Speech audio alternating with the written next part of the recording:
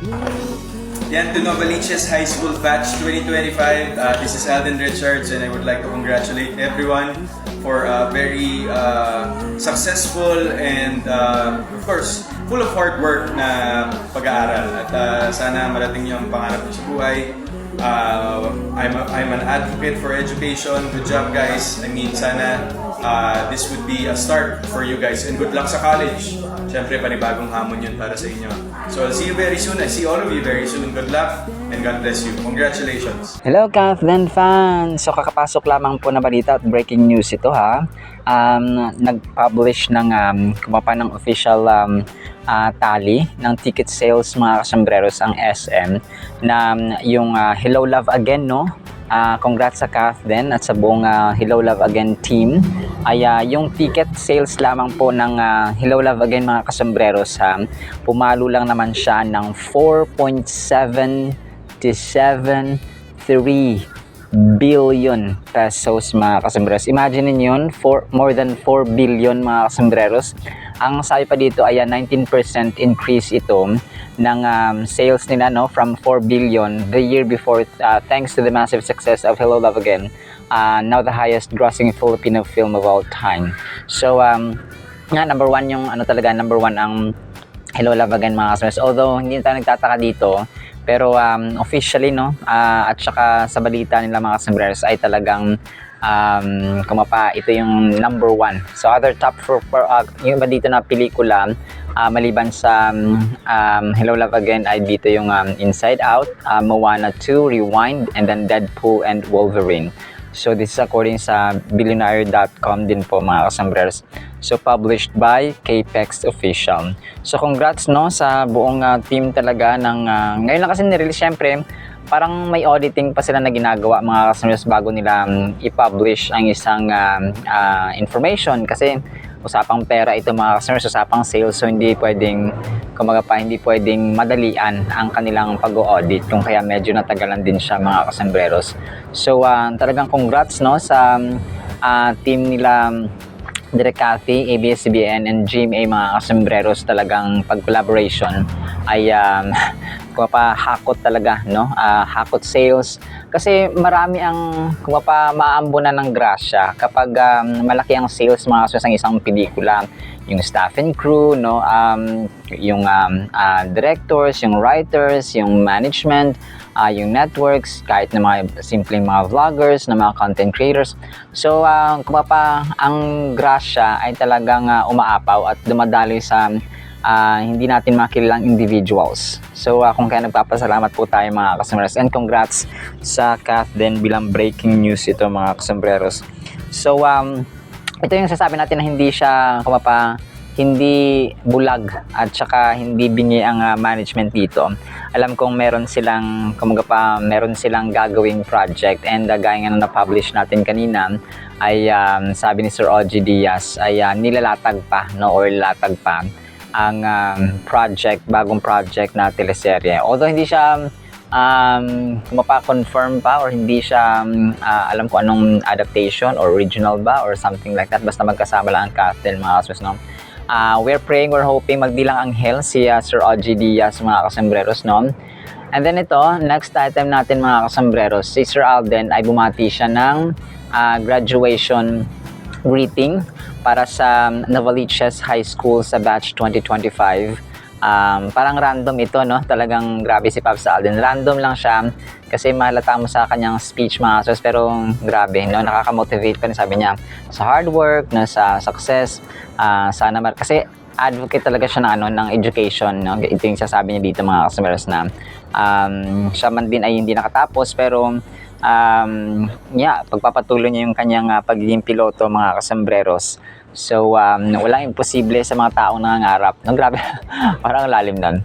Rin po mga kasambreros, no, si Pops Alden. So this is actually from Casino Plus niya na shoot mga kasambreros, tapos random na pinabati siya.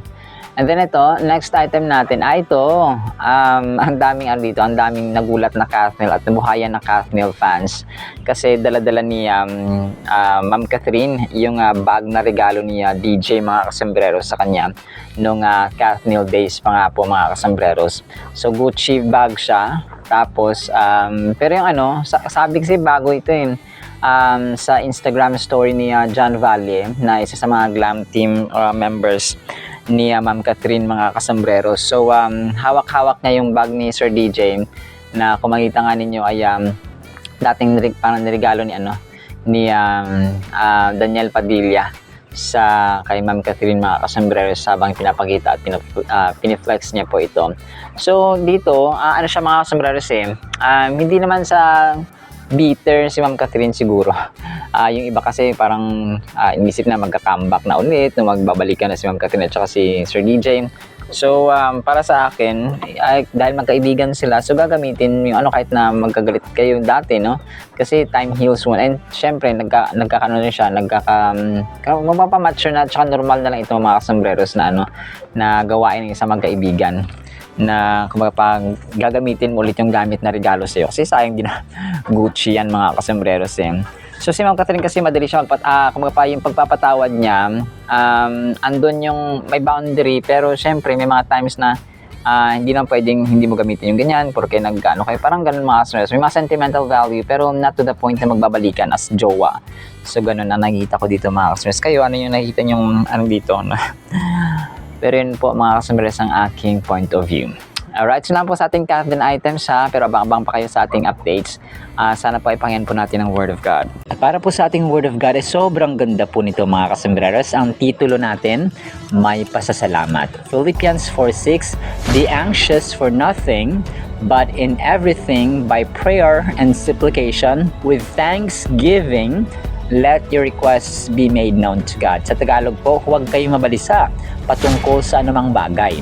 Sa halip, ipaalam ninyo ang inyong mga kahilingan sa Diyos na may pasasalamat sa pamamagitan ng panalangin at ng panalangin may paghiling. So okay, so napakalaga nito. Alam kong marahil ay narinig na ito ng maraming beses, no? Philippians 4:6, mga kasambreros, na wag tayo mabalisa, no? Instead ay may pasasalamat tayong manalangin at humiling sa ating Panginoon. So ang letter po na ito o yung verse po na ito ay isa sa mga liham, no, ni Apostle Paul, mga kasambreros, sa Philippi, sa mga Philippians, mga tao sa Philippi, mga kasambreros. And nag-offer ito ng practical advice kung paano ba i-deal, no, yung mga anxieties ng buhay. So kung babasahin natin, do not be anxious about anything, no. Kung pa si Apostle Paul dito, hindi lang siya simply suggesting na we ignore our worries. Okay? Instead, he is encouraging us to comfort our anxieties head on and respond in a way that fosters trust in God. Kasi hindi mo pa yung deadma lang no? May mga due date ka, for example, no? May mga babayarin ka, may mga kailangan kang gawin na transactions, yung maliban pa dun sa normal at saka routine natin na ginagawa na trabaho araw-araw sa bahay, no, sa school, sa trabaho, o kung saan man dyan, mga kasambreros. So, hindi sasabi dito na, sige, ignore, hayaan mo lang yung mga hayaan mo lang. So, hindi ganon. So, sabi, this is about replacing worry with faith. So, it's just a matter of mindset and belief, mga kasambreros. By directing our concerns towards God, we open ourselves to His peace and assurance. So, yung ating yung pagdidirect, no, kung saan natin ilalagay. Kaya yung placement ng ating pag-iisip, yung placement ng ating mind, yung placement ng ating point of view ay napakahalaga, mga kasambreros, kasi yun ay magmamatter, because what you think is what you act. Kasi kung anong iniisip mo, babasahin ng ating puso, no, at saka i-act out natin, mga kasambreros. So the act of prayer is powerful. It not only allows us to express our needs, but also reminds us of God's sovereignty and love. So, isa kasi itong prayer din para sa mga taga-Philippi, mga kasambreros, na kailangan kapag tayo manalangin, hindi lang puro pengi noon, pengi yan. So, imbis na Panginoon ay naging pengi noon, no? Puro na tayo hingi ng hingi. So, hindi po dapat ganon. Unang-una, no, kagaya ng nasabi ko nakaraan, ang panalangin po ay nagko-compose po ng 4 na phases.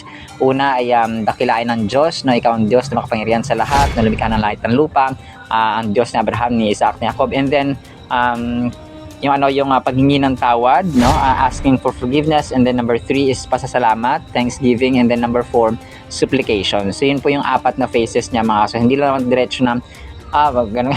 So may mga times din naman na parang silent prayer, automatic kang napapray kasi nga emergency, no? Due to urgency mga kasambreros, kunwari merong emergency na pag-pray mo agad, so automatic kang dumidiretso doon sa prayer request mo mga kasambreros without forming the four phases or four stanza or four stages mga kasambreros.